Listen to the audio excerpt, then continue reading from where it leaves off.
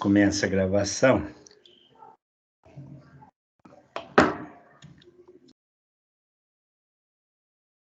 Tá.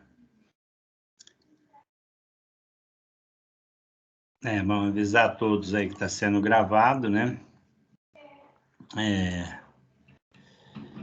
Vamos ver se aparece mais alguém aqui.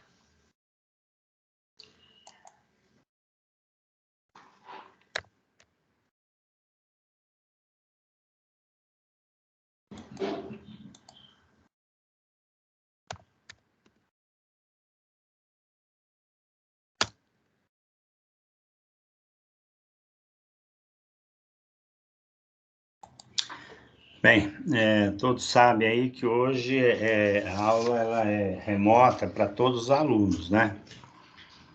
E tanto para a turma A como para a turma B. Como eu já disse, está sendo gravado.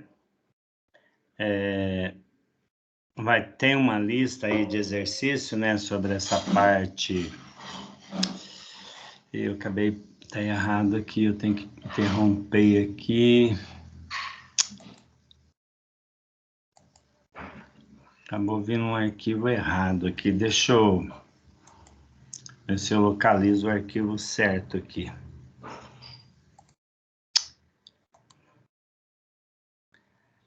Deixa eu ver aqui. Variância e desvio padrão, né? Deixa eu ver aqui, procurar.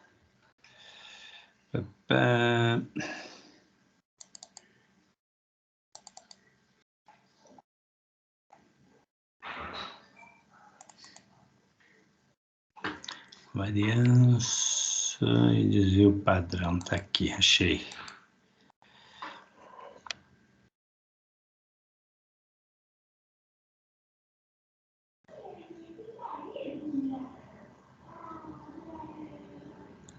Bom, apareceu aqui o arquivo certo.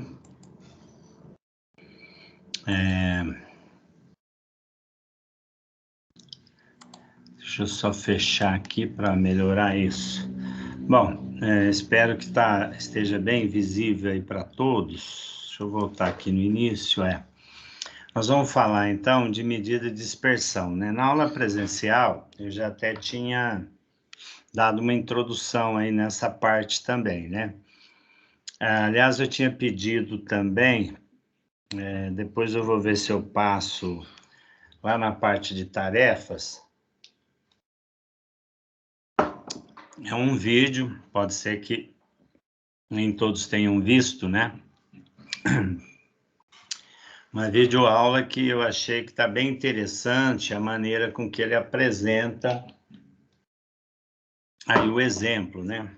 Então, e o vídeo está muito bem feito, então gostaria que vocês, mesmo se alguém já viu, procure rever o vídeo, que eu acho que vale a pena. Bom, então aí é chamado de medida de dispersão, né? Lembrando que o assunto anterior tinha medida o quê? De tendência central. Quais eram essas medidas de tendência central? Era a média, mediana e moda, né? Eram essas três medidas. Agora nós temos medida de dispersão, variância e desvio padrão, tá? A variância nada mais é do que o quadrado aí do desvio padrão, tá? Bom, as medidas de dispersão servem para avaliar o quanto os dados são semelhantes. descreve, então, quantos dados distam do valor central. O valor central, no caso, é a média, né? Então, quanto mais próximo da média, né, menor aí vai ser o desvio padrão, tá? Quanto mais longe, significa, assim, tanto a variância como o desvio padrão, quanto maior for, significa que ele está mais longe da média, tá? Lembrando que o seguinte, né, o ideal é a gente comparar o desvio padrão com a média e não com a variância, porque a variância é ao quadrado, né? Bom, vamos considerar um exemplo bem simples, né? A nota de 2 alunos A e B. Então, tem a tabelinha, né? O aluno A, o aluno B.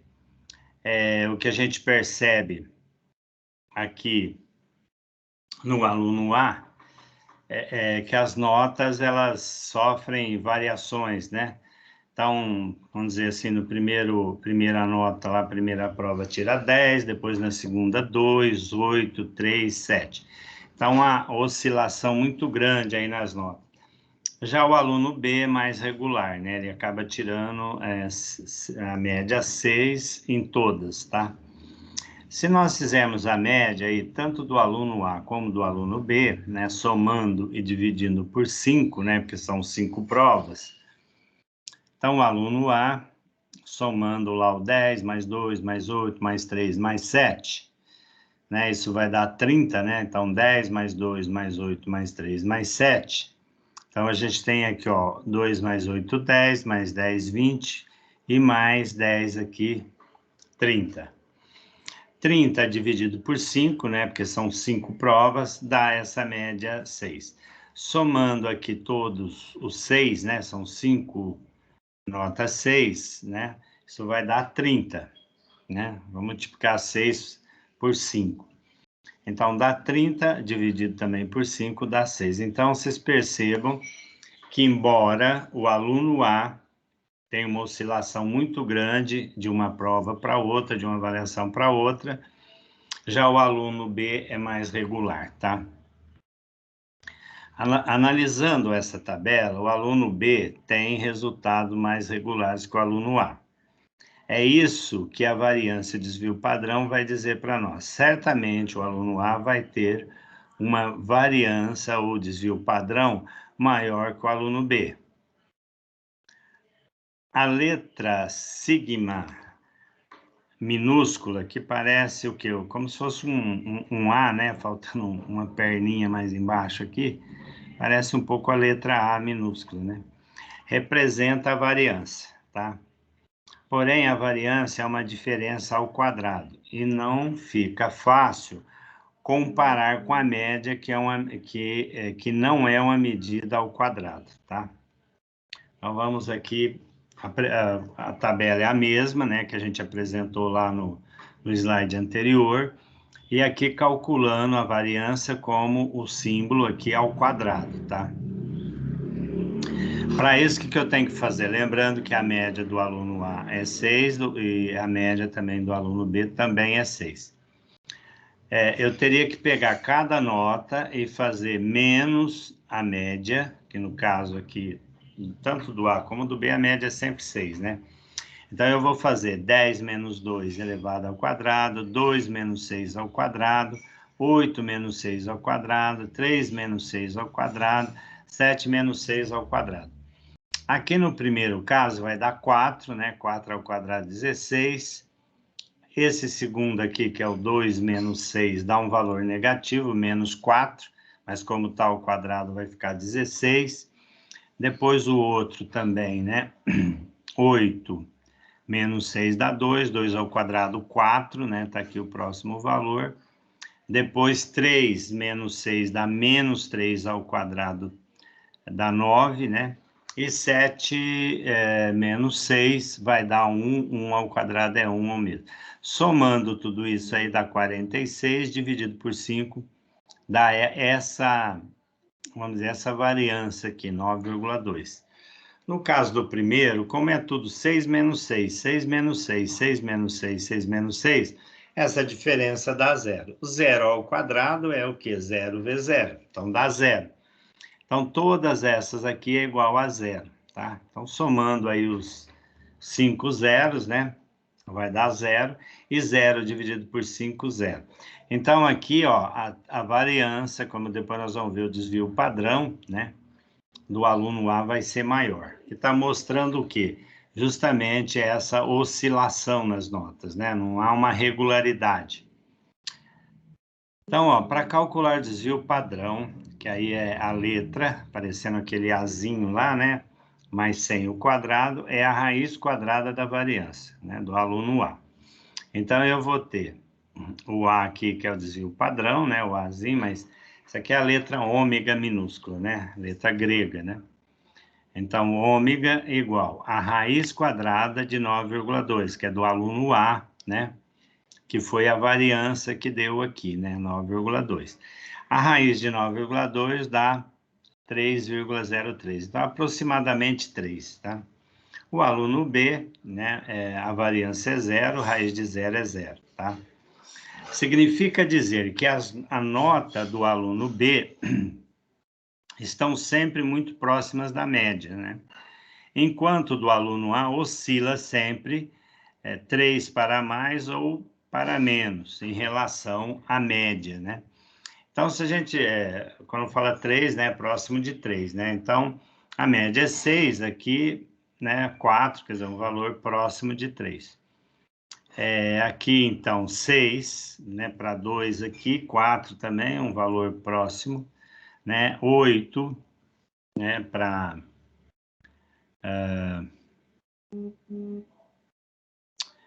8 para 6, 2, né? Então, você está vendo, aqui ficou 4, 4, mas aqui já ficou 2 a diferença. E aqui, de 3 para 6, 3, tá? E aqui, 4. Então, há uma oscilação aí muito próximo de 3, seja para mais, seja para menos, né? No caso da primeira prova aqui é para mais, no caso aqui é para menos, né? Ou seja, de 6 para 2, né? Então, sempre oscilando um valor próximo de 3, tá? Seja para mais, seja para menos. Vamos para o próximo aqui.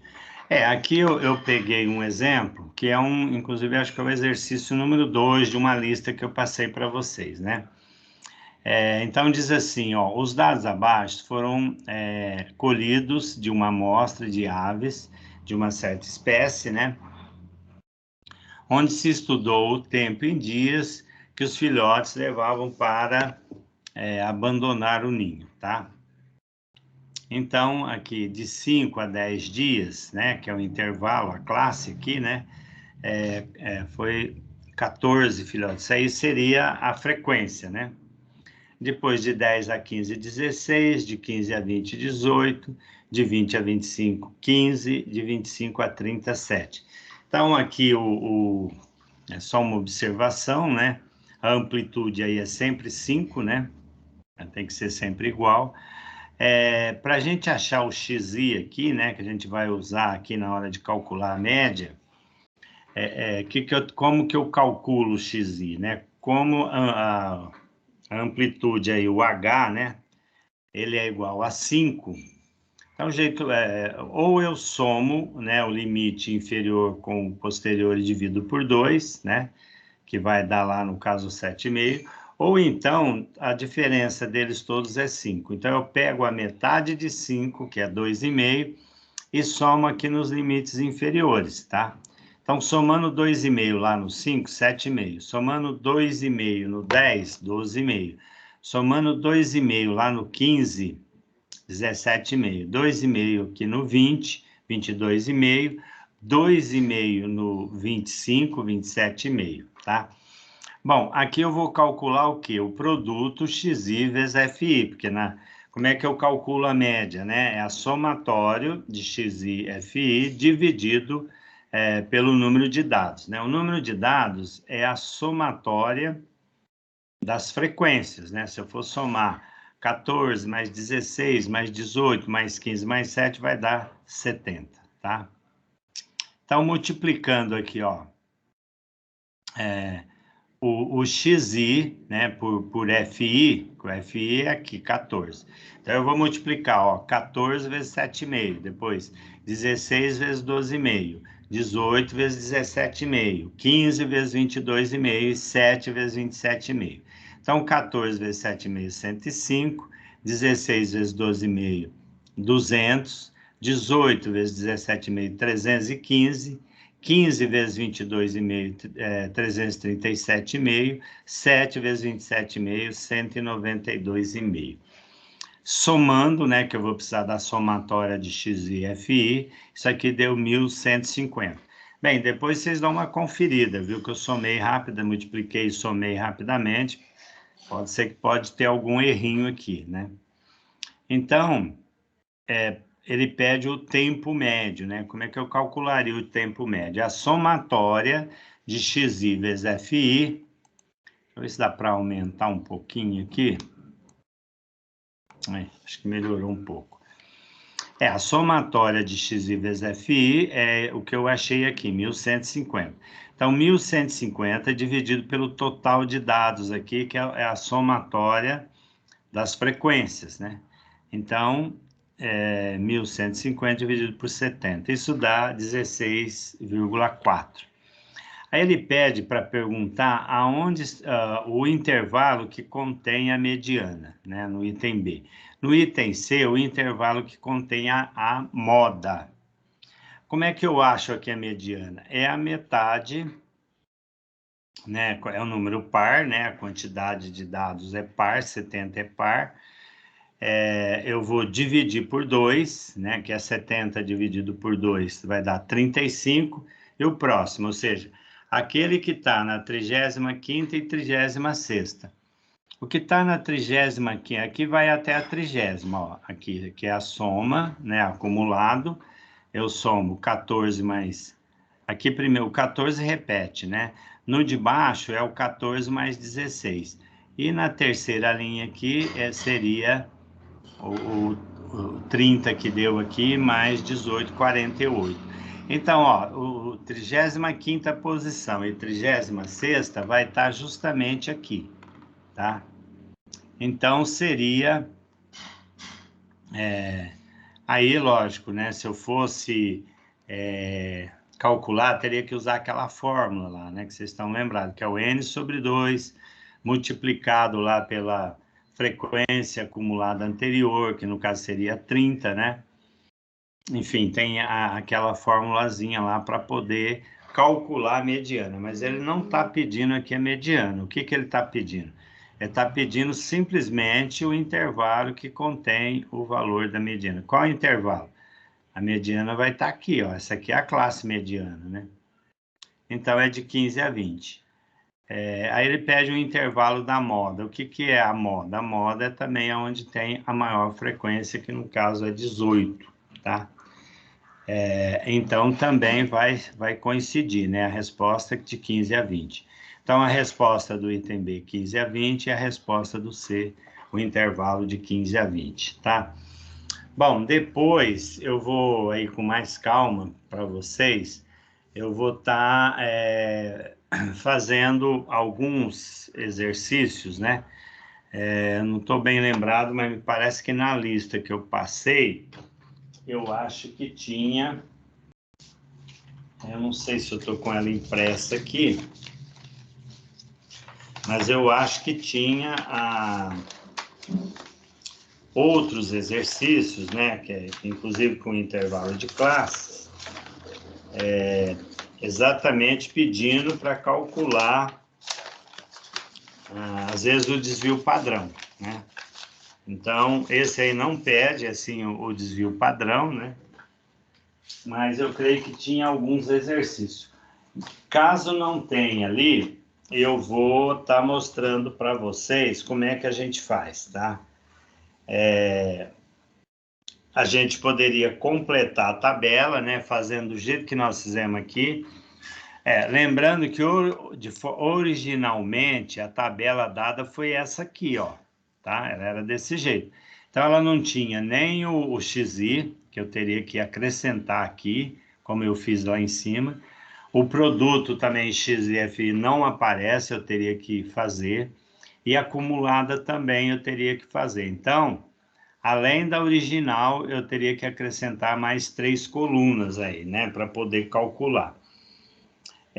Então, quando eu tiver com esses dados agrupados, né, eu teria que fazer a somatória, né, de xi menos a média, multiplicado por fi, então isso aí seria uma outra coluna, tá? E dividido pela somatória de fi. E seria a raiz quadrada desse resultado, tá?